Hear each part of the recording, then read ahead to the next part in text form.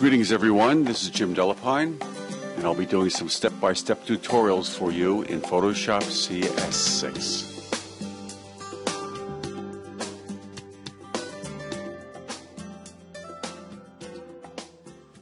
In this tutorial, I'll be covering a variety of tools, filters, and processes in Photoshop CS6.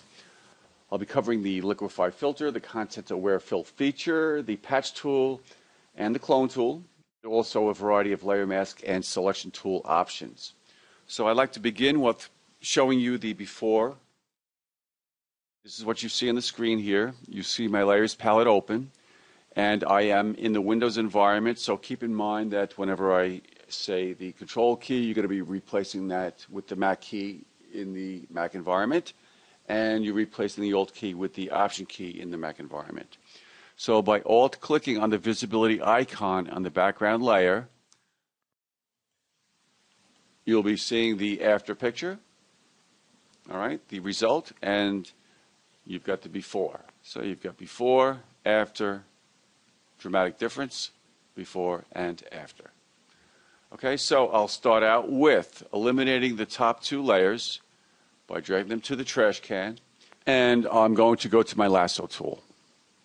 And in the lasso tool, what I will do is start to make a selection surrounding her body, and I'm going to stay a good distance away from the figure. And with the lasso tool active, I'm going to now hold down the Alt key, which gives me access to the polygon lasso tool once I let go of my mouse cursor. All right, so you've got two tools in one.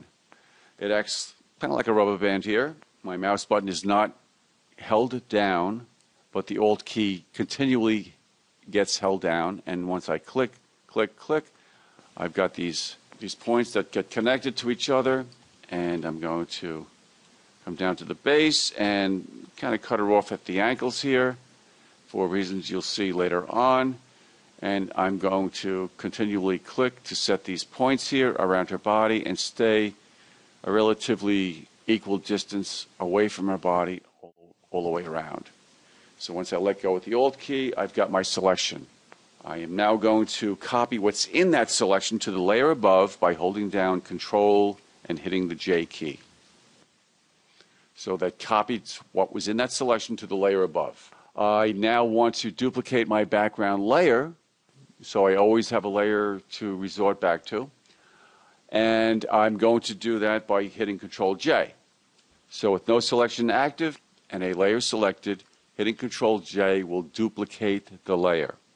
If there is a selection within a layer and you hit Control J, it will copy what's within that selection to the layer above. We do deselect here and proceed. This is what I have. I'm alt-clicking on the visibility icon. This is what I have copied to the layer above. What I'm now going to do is I'm going to make everything on this layer a selection. So by Control-clicking on the icon on that layer, I now have a selection around all opaque pixels on that layer. I'll now hide that layer and select my copy layer. And I'm now going to use the Content-Aware Fill. So you access that by going to either Edit, Fill, or use the shortcut of Shift F5, which I always recommend. We're here to be professionals, and using shortcuts make you professional. It's also a time-saving device that allows you to focus on your art. So by default, the fill feature window comes up using Content Aware. This is quite a magical tool, and once I hit OK, Photoshop will figure out what to fill that area in with regards to the surrounding pixels. Quite an amazing job. It's got some issues down here, but that's not going to be an issue because of the fact that our subject layer will hide most of that. Okay, so I'm deselecting, showing layer 1, and we're going to proceed from here. I'm going to now go back in and make our selection active. So we're now going to explore the Liquify filter to help her lose weight. So we're going to go to Filter, Liquify, and it's going to give us a warning about performance issues. So that's where a lot of RAM and processor power comes into play here.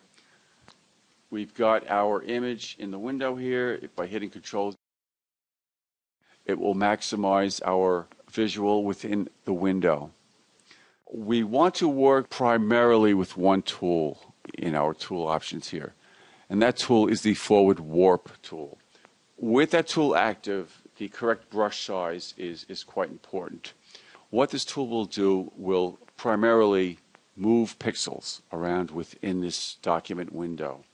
Choosing a brush size that's appropriate is important, and this does take a bit of experimentation to work with. And you want to keep in mind, in this case, I want to move these pixels. I'm clicking and dragging, and I want to move them horizontally because I have to be concerned about the waves. They must remain horizontally parallel. So I can hold down my spacebar control key to click and zoom in, and that will give me a closer look of what I'm starting to manipulate here. So I'm removing weight from her. All right, so we're now working with the magic and the wonders of Photoshop. And it certainly helps be aware of anatomy, body structure. I'm going to work back and forth with a smaller brush size and a larger brush size, just so I can get a consistent look. All right, you really could very easily distort her body and give her all these unnatural bumps. Let's stop there. And okay, so now she's got some body folds in her waist area here, so let's work on that. One option would be to fix this area in here. There's a quick way to do that, and that would be to make a selection around this area here. We'll copy this up here and then mold this to fit this area here. So I'm going with Control J with Layer 1 active, or the subject layer. Let's name that subject.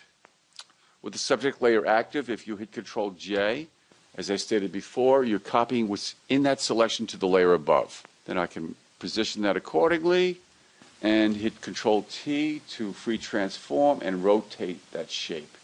And just try to get the edges of the skin to match up and hit Enter to apply that transformation. Okay, so now what I will do is go to Edit, Transform, Warp.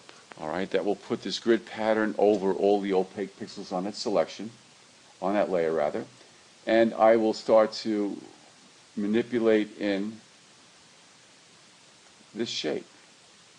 All right, it certainly helps to know or be familiar with the Bezier curve, so you know how to manipulate these handles, and I'll leave that as is. All right, so I do have this on its own separate layer. What I'm going to do is just kind of cut away this top part here. I'll just delete that from the top layer because it was over the bathing suit area. Okay, so I will now merge this down to the subject layer so that I can retouch this part here. So I can either right-click and select Merge Down, or I can hit Control E, which is the shortcut for merging down. So now using the patch tool, I can surround the area that I want to edit. All right, so I've got this fold in here, leftover fold. So I'll simply drag this to a visually nicer area, and that fixes that automatically. All right, so we've got a pretty good end result here. Before, after, before, after. And I hope you guys got some value, and I hope to see you all again very soon. Take care now.